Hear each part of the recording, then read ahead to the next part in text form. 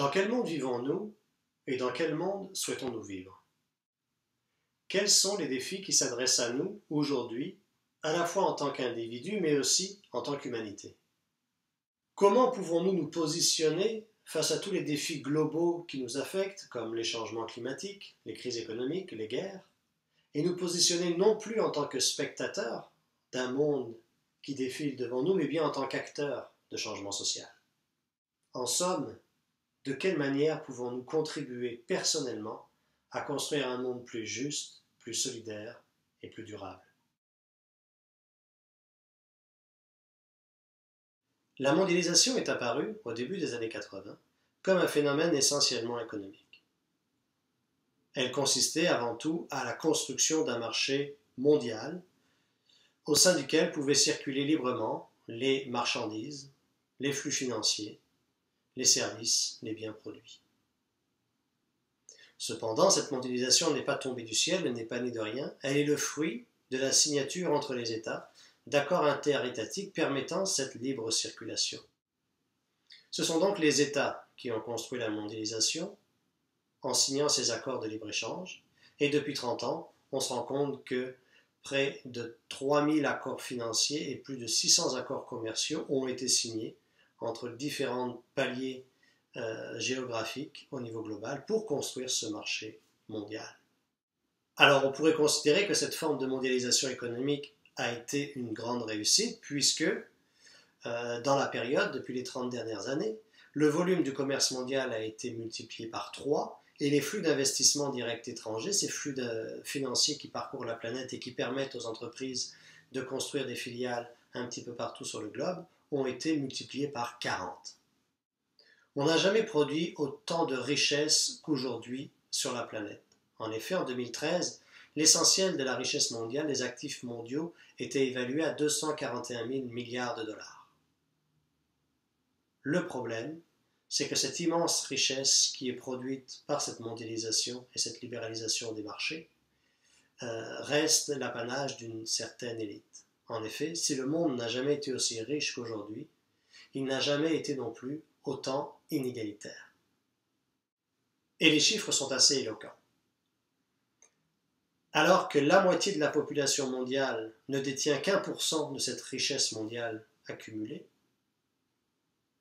le 1% des plus riches possède quant à lui 46% des actifs, donc 46% de la richesse.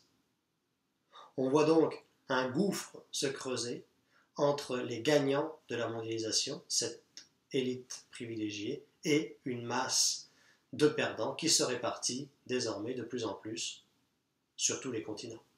Donc dans une telle situation où d'une part on crée énormément de richesses, mais cette richesse semble intrinsèquement générer une forme d'inégalité sociale, des mouvements sociaux ont commencé à se mobiliser pour interroger ce phénomène et pour finalement essayer de mettre en évidence les incidences sociales, environnementales, politiques, culturelles de ce phénomène de la mondialisation.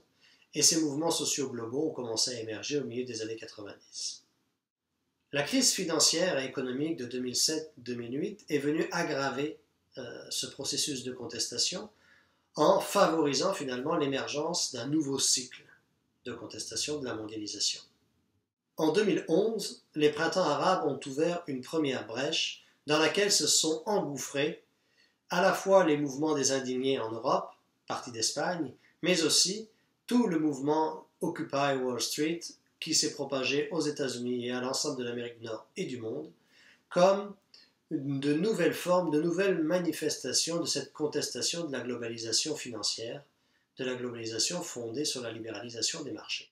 Et depuis, un peu partout sur la planète, les mouvements sociaux, les organisations de la société civile, les citoyens ont investi l'espace public pour exprimer leur frustration à l'égard d'un processus de mondialisation politico-économique terriblement injuste, terriblement inique, qui finalement creuse les inégalités et crée des situations de forte tension sociale.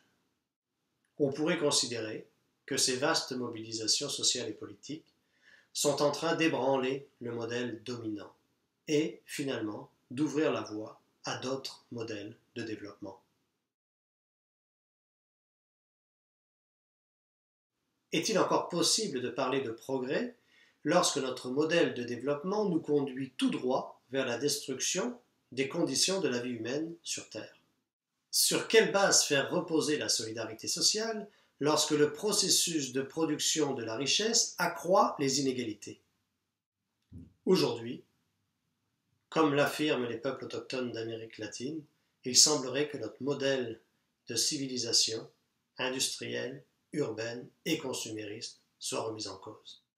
Alors que dominent le néolibéralisme et la rhétorique sécuritaire, la peur de l'autre, c'est finalement le socle de notre vie sociale, du vivre ensemble, qui se trouve ébranlé. Comment pourrons-nous continuer à vivre ensemble? Sur quelle base allons-nous refonder la solidarité sociale à l'intérieur des pays, mais aussi au niveau international? Comment les peuples du monde et les mouvements sociaux et les citoyens conscientisés peuvent-ils se mobiliser pour vivre concrètement le rêve de la justice sociale? Quelles sont les alternatives concrètes et que pouvons-nous faire? En fait, d'autres mondes sont déjà en gestation dans les pratiques et les propositions alternatives que différentes organisations et mouvements proposent en investissant l'espace public et les forums sociaux. D'ailleurs, plusieurs chantiers sont déjà explorés afin de construire ce monde différent, notamment en domestiquant la finance, en démondialisant la planète, en socialisant l'économie, en redonnant leur dignité aux travailleurs, en démocratisant davantage la démocratie, en pratiquant la sobriété heureuse, en essayant de vivre bien plutôt que vivre mieux, ou même encore en faisant l'éloge de la lenteur. Autant de propositions qui se déploient au niveau local tout comme au niveau global, dans la pratique individuelle tout comme dans les comportements collectifs, et qui nous poussent à repenser notre rapport aux politiques, à l'économie, à la culture, finalement à tout cet écosystème social et physique qui nous entoure, en somme, à agir autrement.